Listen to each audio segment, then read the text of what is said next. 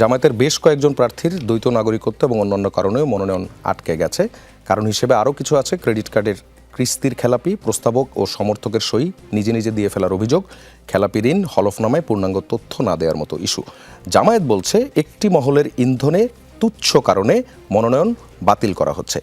এই কারণগুলোকে তুচ্ছ কেন মনে হচ্ছে, এটা একটা প্রশ্ন। এবং আরেকটা প্রশ্ন হচ্ছে, যেই মহলকে আপনারা বলছেন যে একটি মহলের একটি মহলের ইন্ধনে, সেই মহলটি কারা এবং তাদের ফায়দা কি? সবারই তো মনোনয়ন বাতিল আমরা দেখতে পাচ্ছি, সব দল থেকেই তো বাতিল হয়েছে, তাহলে সেই মহলটা কারা? ধন্যবাদ আপনাকে, যারা শুনছেন আপনাদের সকলের প্রতি রইল আন্তরিক শুভেচ্ছা এবং সালাম।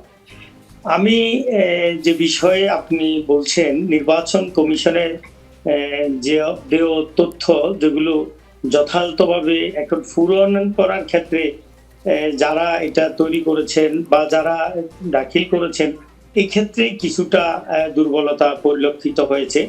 তবে নির্বাচন কমিশনের যে সাধারণত যতটুকু ক্ষমতা আছে, যে আমরা যেটা দেখেছি অতীতে নির্বাচনেও, যে ভুলগুলো আলটিমেট কিন্তু এই রিকভারি করা যাবে, সেটা কিন্তু নির্বাচনের সাথে যারা সংশ্লিষ্ট অফিসাররা রয়েছেন সেই সুযোগটা দিয়ে ওনারা হয়তো সকালে বাছাই শুরু করেছেন, ওনাকে বলতে পারেন ঠিক আছে আপনারটা আমরা 3টার দিকে বা 5টার দিকে দেখবো, আপনার এই ভুলগুলো আছে এগুলো একটু রিকভারি করেন।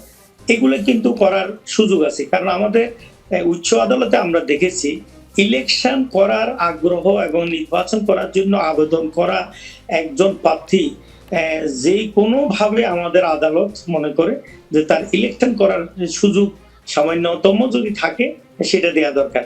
তো আলটিমেটলি কিন্তু অনেক বাতিল হওয়া নমিনেশন কিন্তু উচ্চ আদালতে এসে কয়েকটা স্তরে কিন্তু এটা বৈধ হয়ে যাবে। যেমন আপিলে অনেকগুলো টিকে যাবে, আপিল যদি কারো কনসিডারেশনে না আসে উচ্চ আদালত সেগুলো কিন্তু কনসিডার করবে। কারণ একজন লোক একটা নির্বাচনের জন্য যেই পরিমাণ প্রস্তুতি নেওয়া দরকার ছিল, সেইভাবে সে বছরের পর বছর প্রস্তুতি নিয়ে আসছে, ফাইনালি কিন্তু ছোটখাটো ত্রুটির কারণে এটা বাতিল করা যায় না। দ্বিতীয় বিষয়টা হলো, হ্যাঁ একটা রাজনৈতিক বক্তব্য আছে। আপনি দেখুন আমাদের মহেশখালী আসনের প্রার্থী জনাব হামিদুর রহমান আজাদের নমিনেশন পেপার প্রথমে কিন্তু বাতিল করা হয়েছিল, অথচ ওনাকে যে বিষয়টা নিয়ে বাতিল করা হয়েছিল সেই বিষয়টা ছিল আপনার এই 2013 সালের একটা ট্রাইব্যুনালের অর্ডার, যেটা কিন্তু কোনো উনি কনভিক্টেড হয়েছেন, কোনো অপরাধ করেছেন ওই বিষয়ে না, ওইটা ছিল শুধুমাত্র একটা বক্তব্যগত বিষয়। এই বিষয়ে কনসিডারেশন করার কারণে উনি সেটা আদালত অবমাননার একটি মামলার কনভিকশন ছিল সেটা, অথচ সেই বিষয়টাকে সামনে এনে উনার নমিনেশনটা কিন্তু বাতিল করা হয়েছিল।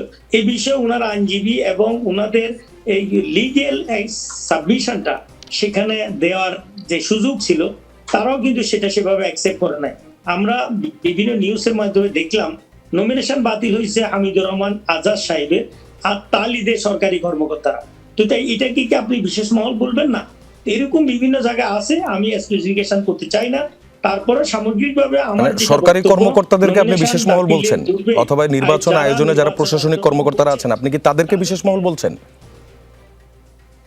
জি জি জি, সরকারি কর্মকর্তারা যারা, তা আপনি কি তাদেরকে বিশেষ মহল বলছেন? হ্যাঁ আপনি দেখুন না, আমি বিশেষ মহল যিনি যেভাবে বলেছেন উনি এই ব্যাপারে পরিষ্কার বক্তব্য দিতে পারবেন না। আমরা কিন্তু ঢালাও ভাবে এটা বলি নাই, কিন্তু দুই এক জায়গায় এরকম আচরণ লক্ষ্য করার কারণে ওই কাউকে স্পেসিফিকেশন না করে একটা বিশেষ মহল বলেছেন। এখন কেউ কারো গায়ের দিকে এটা টেনে নেওয়ার কোনো দরকার নেই। আমি মনে করি এই বিষয়গুলো নির্বাচন কমিশনে আর যারা কর্মকর্তা রয়েছেন তাদেরকে আরো দায়িত্বশীলতার পরিচয় দিয়ে যে সুযোগটা একজন প্রার্থী পেতে পারে, আসলে জেনুইন এটা মিস্টেক কিনা। যেমন দ্বৈত নাগরিকত্বের বিষয়টা একটু আগে যিনি আলোচনা করেছেন তিনিও বলেছেন, এখানকার তিনি আবেদন করেছেন, সারেন্ডার করে দিয়েছেন, কিন্তু বাকি প্রসেসটা তো উনার হাতে নেই। এটা তো কিন্তু আরেকটা রাষ্ট্রের সাথে জড়িত। তাহলে যেটা আরেকটা রাষ্ট্রের সাথে জড়িত, যে সেটাতে তো নির্বাচন আমাদের এই প্রার্থী কি করবে, তা আলটিমেটলি কিন্তু আমাদের কোর্ট পর্যন্ত এই বিষয়গুলো আসবে এবং আশা করি এগুলো নিষ্পত্তি হবে। এই জন্য বলছি যে নির্বাচন যারা করতে চাচ্ছে, এখানে আপনি যদি ফর্মটা দেখেন, এফিডেভিটের জিনিসগুলো দেখেন, একজন আইনজীবীও এটা কিন্তু খুব পূরণ করতে গিয়ে বেকায়দায় পড়েছে।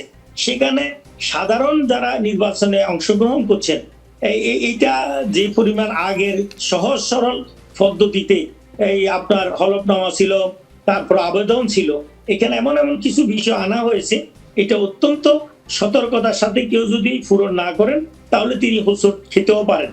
তো এই বিষয়গুলো আমরা মনে করি যে নির্বাচন কমিশন সহনশীলতার দৃষ্টিতে দেখবে। আশা করি আপিলে তাদেরকে এই সুযোগটা তারা পাবেন, যাতে করে তাদের প্রার্থীদের তারা ফিরে পাবে। আপনি আপিলে ফিরে পাওয়ার আশা করছেন, কিন্তু আমার আরেকটা প্রশ্ন আছে, সেটা হচ্ছে জামায়াতে ইসলামের নেতাকর্মীরা বিভিন্ন জায়গায় সবসময় আপনারা বলেন আপনারা খুব গোছানো এবং আপনাদের এই ধরনের দাপ্তরিক ভুল এগুলো আপনাদের খুবই কম হয় এবং আপনারা এই বিষয়গুলোতে ওয়েল কমিউনিকেটেড। সেই জায়গায় ক্রেডিট কার্ডের কিস্তি অথবা হচ্ছে প্রস্তাবক এবং সমর্থকের স্বাক্ষর নিজে নিজে করে ফেলা, এগুলো আসলে কতটা গোছানো রাজনীতির বহিঃপ্রকাশ? এগুলো দেখুন, যতক্ষণ পর্যন্ত এগুলো ফাইনালি নোটিশ হিসাবে না আসবে, এরকম ছোটখাটো আপনি 300 আসনের ভিতরে এই মিস্টেকটা কয়টাতে পেয়েছেন, তাহলে দেখবেন সেখানে কিন্তু এটা বেশি না। হ্যাঁ, আমি আপনার কথার সাথে কমপ্লিটলি একমত। জামাত ইসলামী যে পরিমাণ রাজনীতি ইতিমধ্যে শো করেছে এবং মানুষের আস্থার জায়গায় চলে গিয়েছে, সেক্ষেত্রে এতটুকু মিস্টেকও কিন্তু মেনে নেওয়ার বিষয় না। কারণ আমরা নির্বাচন, আমি তো এবার আমার আসন ছাড়া সত্যিকার অর্থে অন্য কোনো আসনের কোনো প্রার্থীকে হয়তো ফোনে হেল্প করতে পেরেছি, কিন্তু এর আগে নির্বাচনে সেন্ট্রালি আমাদের এরকম একটা টিম ছিল, আমরা নমিনেশন ফর্ম পূরণে কিন্তু আইনজীবীরা খুব যত্ন সহকারে সহযোগিতা করেছিলাম। তো এবার জামাত সেভাবে কতটুকু কি করতে পেরেছে আমি স্পেসিফিক্যালি বলতে পারবো না। তবে এক্ষেত্রে আপনি যেটা বলছেন আমি অনেকটাই একমত যে জামাত ইসলামীর একজন প্রার্থী এরকম আচরণ কোনোভাবে হইতে পারে না। কারণ অনেকদিন থেকে প্রস্তুতি নেওয়া এবং ডামি যে আবেদন পত্রটা এগুলা আরো আগ থেকে সংগ্রহ করি, পূরণ করি, এটা প্রস্তুতি নিয়ে বিশেষজ্ঞ যারা আছে অথবা এক্সপার্ট যারা আছে তাদেরকে দেখিয়ে কিন্তু এটা ঠিক করে ফেলতে পারতেন। আর স্বতন্ত্র প্রার্থী বা অন্য প্রার্থীদের ভুল হওয়াটা এখানে স্বাভাবিক, যেহেতু তাদের সিদ্ধান্তটা কেউ 1 ঘন্টা আগে নিছে, কেউ 5 ঘন্টা আগে নিছে, কেউ একদিন আগে নিয়েছে। এই সমস্ত কারণে মিস্টেকটা বেশি হয়েছে বলে আমার কাছে ধরা পড়েছে।